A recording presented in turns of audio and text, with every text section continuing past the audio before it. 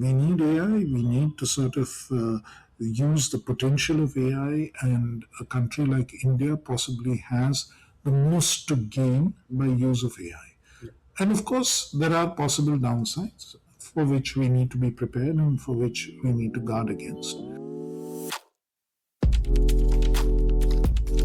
Hi, I'm Jhalak. Hi, I'm Shashank. And welcome to the CCG Tech Podcast.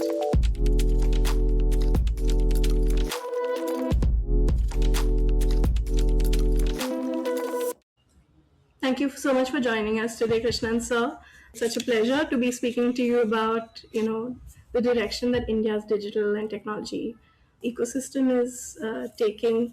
The recent AI governance guidelines that came out in November articulate a crucial policy position from India that really balances governance priorities and dealing with potential user harm on one side with the space for technological innovation by industry and various startups. So while this certainly will bring many new AI tools to the market, in the ministry's view, what do you think will really be the key pillars and mechanisms that we need to focus on developing within the Indian policy ecosystem to ensure that we create a safe and people-centric environment for AI technologies to operate in India? I think it's important to look at a few things. I think the most important thing is the perspective. And the perspective that India is taking, and especially the government and MeitY are taking towards AI and what needs to happen here, is a perspective which is grounded in the fact that it represents a huge opportunity for India to actually grow and develop. If we have to achieve our goal of becoming a developed nation within about 2 decades or so, then leveraging technology is very crucial, and AI is the technology which is now available, which will enable us to attain that goal. And I think development which is centered on the people, making sure that all of them are able to advance. It's not just the average income, but also that income gets distributed. There are more jobs. There's prosperity, widespread prosperity. So that is the goal that India, an inclusive goal, is what the government of India is looking at. And to achieve that inclusive goal, you have to achieve growth. You have to look at it in a forward-looking way. At the same time, we are aware that any technology or any new measure of this kind poses certain risks, and we have to be aware that the safety concerns, security concerns need to be taken note of and need to be addressed. So this balance is what we are attempting to achieve, and in the Indian context, that balance is achieved primarily by recognizing the fact, which is what the governance guidelines recommendations of that report also do, that there are existing legal frameworks which offer a considerable degree of protection on some of the concerns that we have. Now, this is not so in many other countries.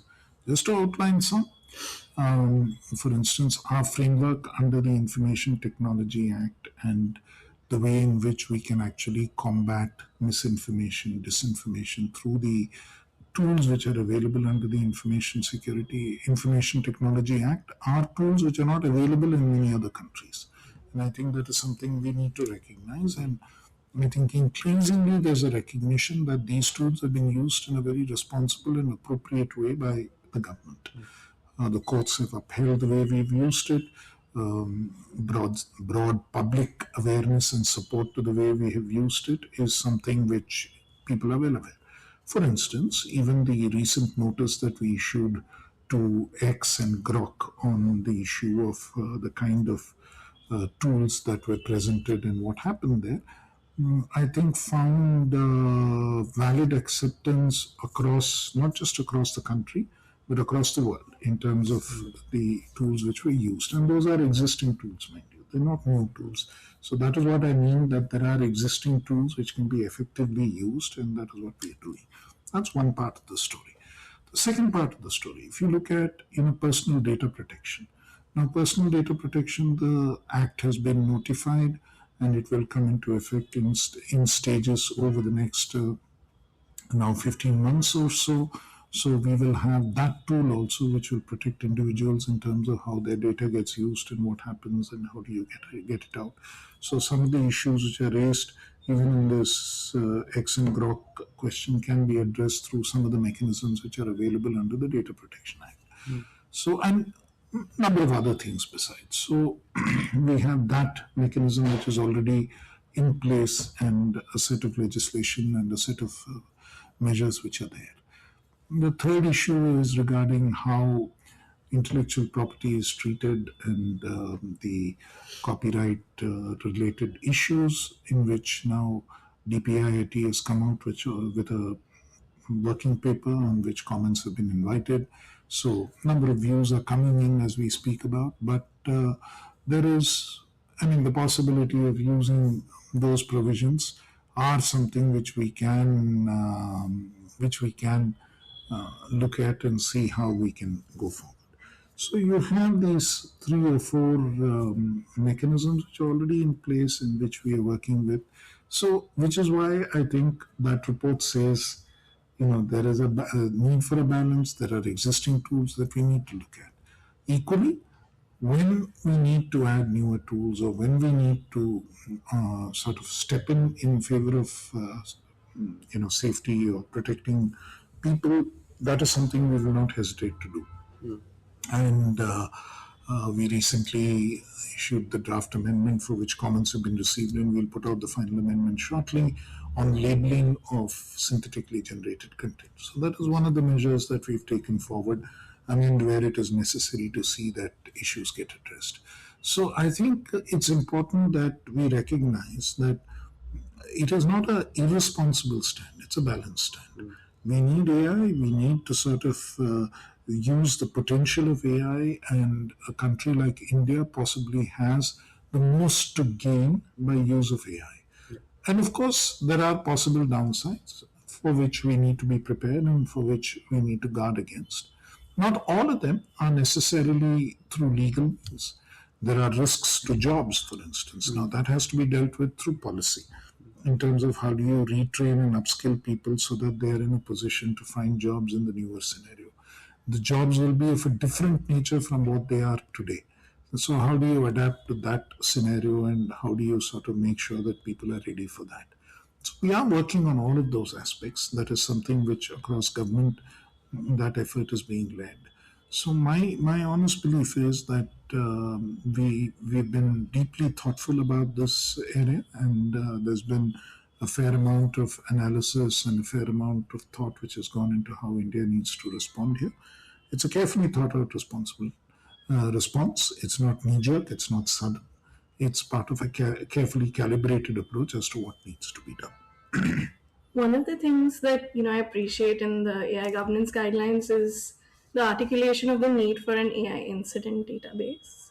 Because I think with every new wave of technology that comes, there are sort of new challenges and harms that emerge.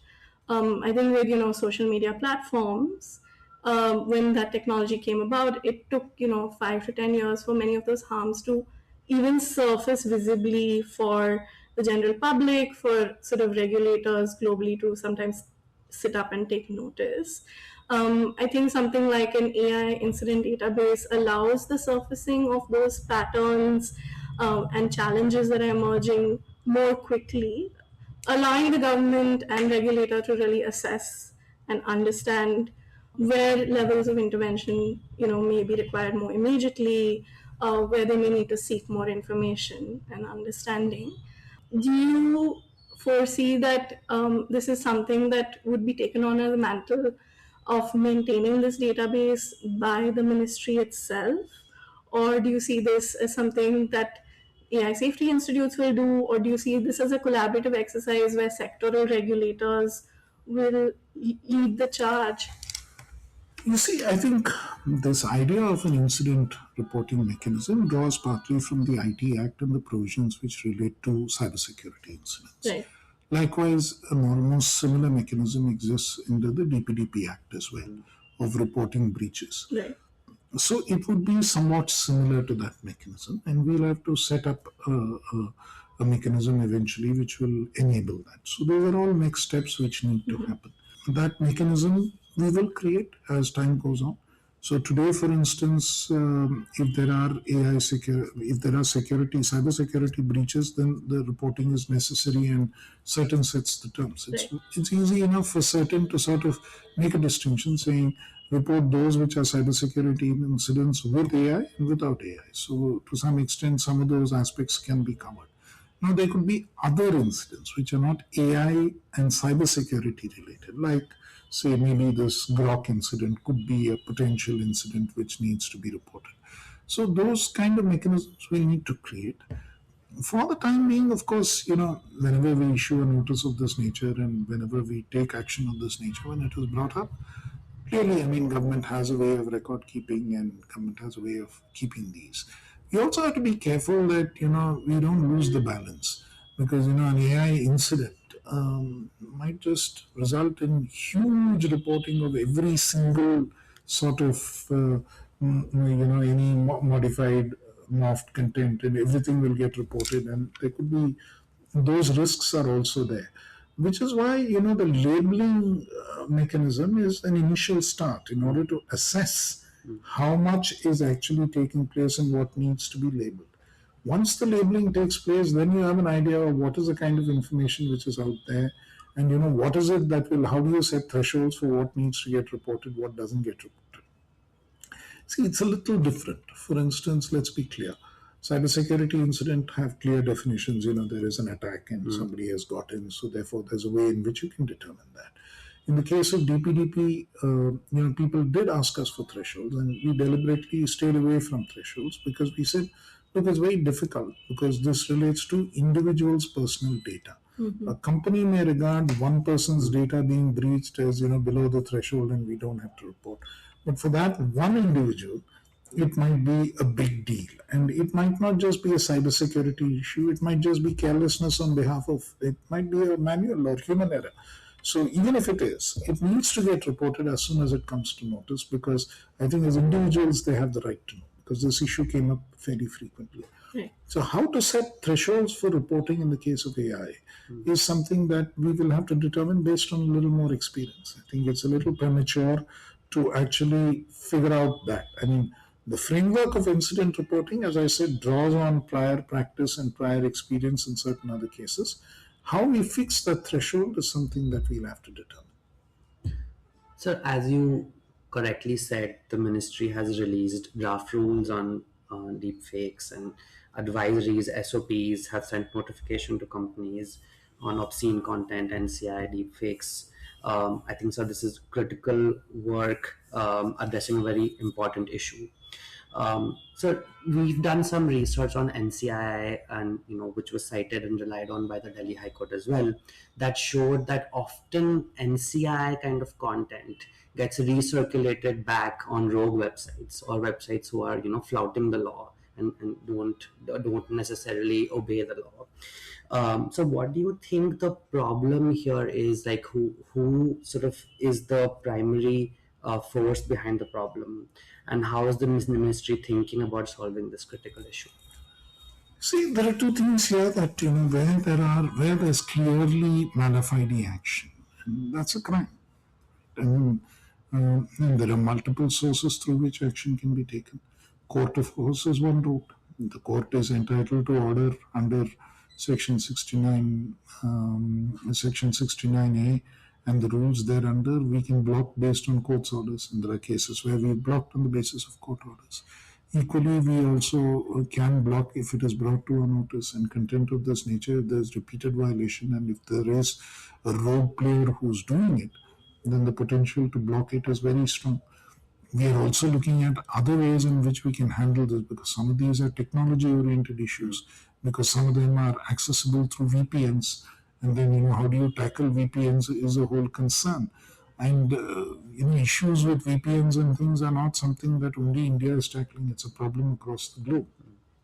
I mean, in in the UK, and so on, when they recently had this Online Safety Act and some legislation on how what would be accessible and not, and when they started having some age gating for certain kinds of sites, then there's a proliferation of VPNs, and people figure out how to use VPNs.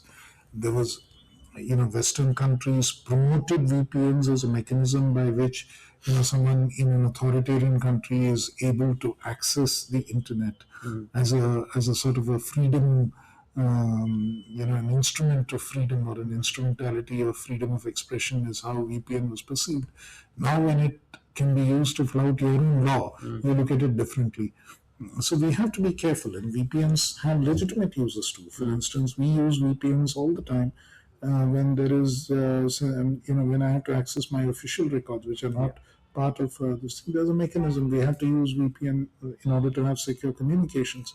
So the question is, how do you regulate the space of VPNs, and how do you more tightly control this is an important technological question. There's a technology angle to it, and thereafter also a legal angle to it. So, but to the extent that there are rogue websites or something needs to be taken down, and many of these are really matters of concern when they are available openly, and on the open internet, that's something for which we have enough tools in our present legal framework to take action against it. We have 69A, we have the safe harbor provisions under Section 79. Those can very well be used in order to address those issues. Sir, and India has used the safe harbor laws, due diligence rules under it to regulate online content very successfully, so as you're pointing out. And the governance guidelines also recognizes that when we talk about LLM chatbots that are very popular, some of them might not fit directly under the definition of intermediaries, or might not get applied under the safe harbor provision. So, sir, in your opinion, do we need to rethink the IT Act? I know that is recognized and acknowledged by the governance guidelines as well as a long-term issue. So would love to get your opinion on that also. See, the thing is that we're not saying all these laws are written in stone and nothing can be changed. I mean, we are prepared. I'm on record, my minister is on record as having said that when there is a requirement to change something, we will not hesitate to change, and we will step in and we can act quickly.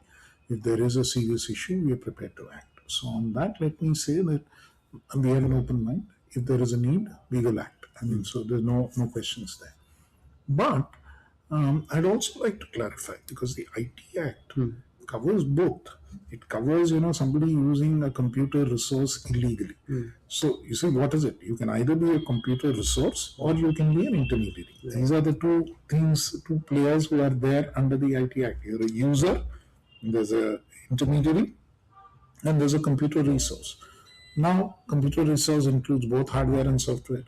Now, if somebody is providing an LLM which is problematic on a computer, it is a computer resource, right? Somebody is providing that computer resource. So the person who is providing the computer resource is one half responsible for the resource, and if the resource is causing the problem, then there's liability there as a computer resource, not as an intermediary.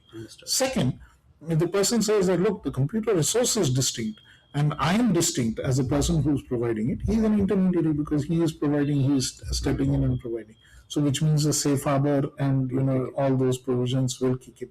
So to my mind, I am fairly clear that even under existing law, it is for somebody to claim that they are not covered by either law or they will fall in the gap is a slightly far-fetched argument to make. We are fairly clear the law covers both. If the law requires to be further strengthened, if there are provisions which need to be strengthened, if they need to be made more explicit, we can always do that. But in our interpretation right now, nobody gets away. So while India has taken a lot of strides in creating an ecosystem for tech development, whether it's critical technologies like semiconductors or as we've seen the development of social media platforms, a lot of that has gotten concentrated in the global north, and dominated by a few global north countries. when it comes to the development of the AI industry, um, how should India and various other global south countries think about the fostering of local AI ecosystems in a way that they become key players at the higher end of the value chain in the AI tech stack, and ensure that we don't necessarily see a repetition of what we've seen in the past in the arc of um, the internet development. See, I think there are two or three things here which what you say is very relevant in terms of, where do you sort of, how are you part of this entire development, right? Now, today, I think in some senses, there's an attempt to build a kind of a moat around some of these technologies, saying, oh, there's too expensive, there's too much investment needed, you guys can't do it, right? And only some companies who can afford to invest trillions of dollars can get into it. But I think some of those myths have been broken and shattered already. And if you look at it, even even the AI summit itself and the way the India AI mission is organized are basically designed around trying to break this myth or this issue. So there are two parts or two ways in which we approach this. One part is that what are the three things that you need to sort of be at the higher end of the AI value chain. You need compute, you need models, foundational models, and you need data. All three of these are being addressed under the India AI mission in a way that is fairly frugal and at the same time sensible. So we are, I think, addressing those. We have sort of supported people both in terms of creating compute, in terms of creating the models, getting domestic effort to get into creating the model, and third is in terms of supporting data sets being collected and being offered for research. So I think that's something we've focused on. Now, we are not a closed economy like certain other economies, or a closed system where people can't come in and we'll sort of keep people out that way.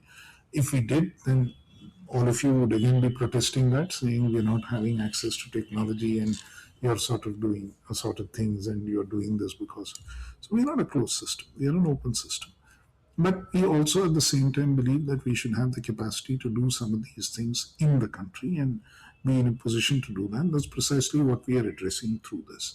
And many international agencies, whether it's the World Bank, whether it's the UN and others, have recognized that what India has found is probably a good model, which is replicable even in the global south, as a way that it can be done, the way that we are looking at the AI compute stack. We're not saying that we'll simply buy GPUs from one company and speed available. We're looking at multiple providers who can do it, and our own the India other efforts that the government is making will eventually sort of feed into it. In the India Semiconductor Mission, we have a mechanism by which new chips need to be developed. It may be a long haul, it may not happen overnight, but it will eventually happen that we'll be able to develop those chips and get there. So all these are strategic objectives that we are building towards eventually. And there are other things which the ministry is working on all the time in terms of, how do you sort of build resources in different areas. There are Indian companies who are stepping into these spaces, who are building, backups in terms of social media. There are a number of those success stories which people don't write about in the way that interactions take place. There are a number of those things. They have to scale up. And clearly, when you build a big network, you are at an advantage, and big tech companies are at an advantage there. But I think the digital sovereignty story is far from being over. And there are ways in which that India has also intelligently challenged that system and been successful in itself. If you look at our DPI story, it is a challenge to a very similar centralized system, which is sort of provided an alternative and stood up there and is able to do it. So the Data Protection Board that is being operationalized under the DPDP Act, it will play a crucial role as an adjudicatory body in the protection of digital privacy of Indian citizens. What is the vision behind the DPB, and how will it work with other government departments as a critical body for preserving digital privacy? I think DPB is fundamentally an adjudicatory body, as you yourself point out. It's not a regulatory body. So what it needs to do is within the DPDP Act, the kind of issues that they come up, and it's a deliberate attempt to leave it as a adjudicatory body so that they can sort of take these calls quickly, take decisions quickly, and enable the law on this to be established, fix responsibility quickly, and make sure that these measures are effective. I think that would be the most critical role, because implementing the law effectively is most important. Not about putting out various sorts of statements, regulations, and other add-ons mechanisms. I think the law in itself is quite complete. There is as an adjudicatory body, they have an important role. Particularly because this is a principles-based legislation, and there are various mechanisms which are prescribed there, because we have not been over-prescriptive in the DPDP Act. Yes. Fundamentally because it is a technology legislation and things in technology change very quickly. So the intent and the adequacy and the reasonableness of various measures that companies take are very important. And as an adjudicatory body, DPB will have to actually judge on all those elements, and they'll have to build a sufficient history of jurisprudence so that they are effective. So I think that is going to be an interesting and important challenge, and they will have their work cut out, and they will have to sort of make these judgments on adequacy and reasonableness, which will vary from case to case and vary on the basis on the facts in each case and the way technology has evolved. So I think that is going to be really important, and that is actually the play which has been left with DPB to actually do the fact-based adjudication in each case.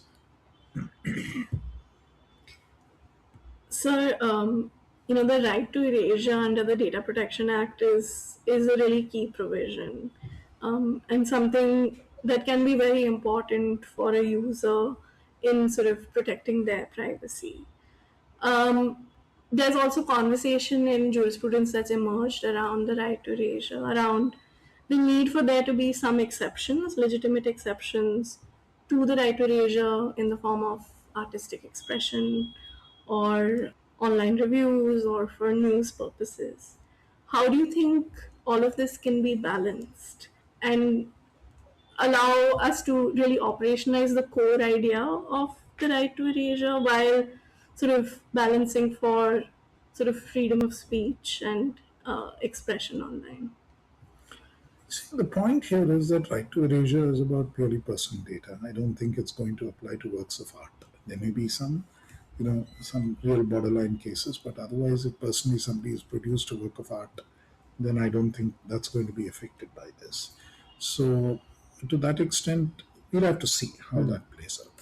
The second part of the right to erasure is also about archiving, and there are certain exemptions there in terms of data which is required, say employee data, organization data, the data that government maintains in its various records. You can't tomorrow say that, right to erasure, if you have data which relates to me, which relates to my Aadhaar card or my passport card, erase it. Right? I mean, that is not going to be possible.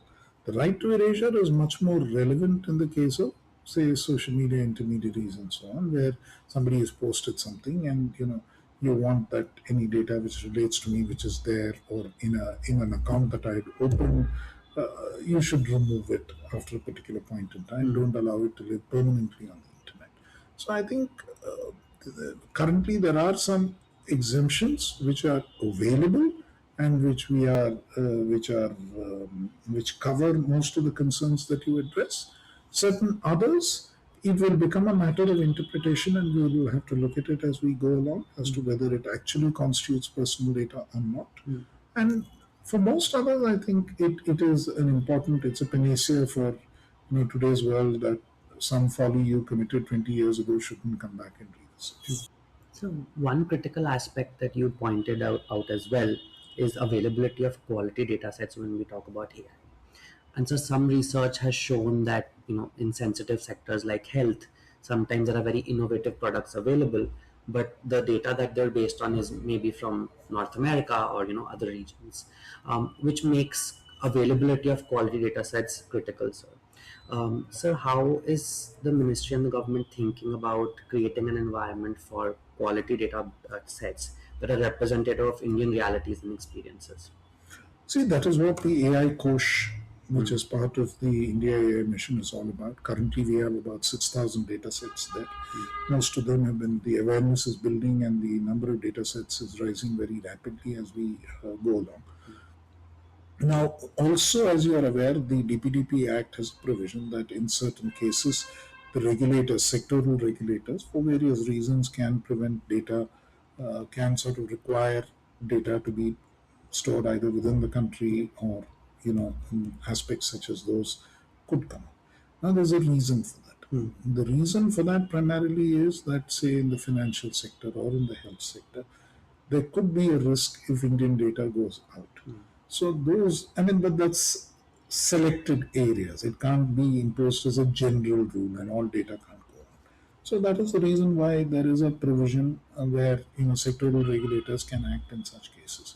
We would expect that in sensitive cases like health, where there are regulators, they will look at this issue. The second thing also is the other part that, how effective or how, why we need our own foundation models and why we need our own data sets is precisely this, that you have to train some of these models on data which relates to this country. Correct. In order to have specificity, in order to have cultural and linguistic accuracy or sensitivity. So from that perspective, it becomes very important that, we train it on this kind of data, especially in the health space and so on. It might be very useful to us, but equally the same data can be used against you if it goes to some other entity outside. So we have to strike that balance. So, as a closing question, what do you think are three of the most important issues that you think India needs to focus on in the technology ecosystem over the next decade? I think the first and foremost is digital sovereignty. I think we need to be sure that we're a large country and we can't be dependent on anybody else. Somebody else shouldn't be able to shut down anything which relates to India. So you need to have resilience, and digital mechanisms and digital tools have become ubiquitous. Earlier, it was that it was just a convenience or an add-on. Now that is the default. Having manual systems and things is just a legacy, and in many cases, we may not even maintain that legacy. So when this has become the default, and when this has become the main driver, then to be dependent on a number of other parts of the world to make sure that this continues to run is problematic. We have to have capacity within the country. We have to first ensure that our infrastructure runs regardless of what happens anywhere else. So I think that is the first and most important thing. So one part of it is, we could import some of the requirements, we could import some of the tools, we could import some of the hardware, all that can happen. But fundamentally, you have to have that control and that ability to run it yourself without, somebody else being in a position to turn things off for you. So that is one. The second is that we have to sort of, as a country, also make sure that in whichever area of technology, whether it is in the hardware side, semiconductors, all of those, or whether it is on the software side in terms of having the various stacks which can sort of, because now it's to talk about hardware or software separately is irrelevant. Both they're embedded in each other. It comes as a package. So in both of those, we have to have capabilities. We have to have the ability to do this, which is what is the objective, if you ultimately see, of the India Semiconductor Mission, of the India AI Mission, and the electronic component manufacturing scheme. So it's a step-by-step process where building these capabilities, and you will find that as time goes on, more such, in the longer-term vision, you will find that more of these things are launched. So that is the second element of it, that we have to have these capabilities in each of these spaces. The third is inclusion. I think it's vital that our technology needs to work for everybody, particularly because it has become the default mode. So, which means that making sure that everybody is able to access, and access is not cut off because it's now primarily digital, it shouldn't happen. So, we have to devise mechanisms by which inclusion takes place and everybody has access. I think these are the three vital things that we need to keep in mind. Thank you so much, sir, for sharing your perspective. It's been a pleasure speaking with you. Thank you. Thank you for having me.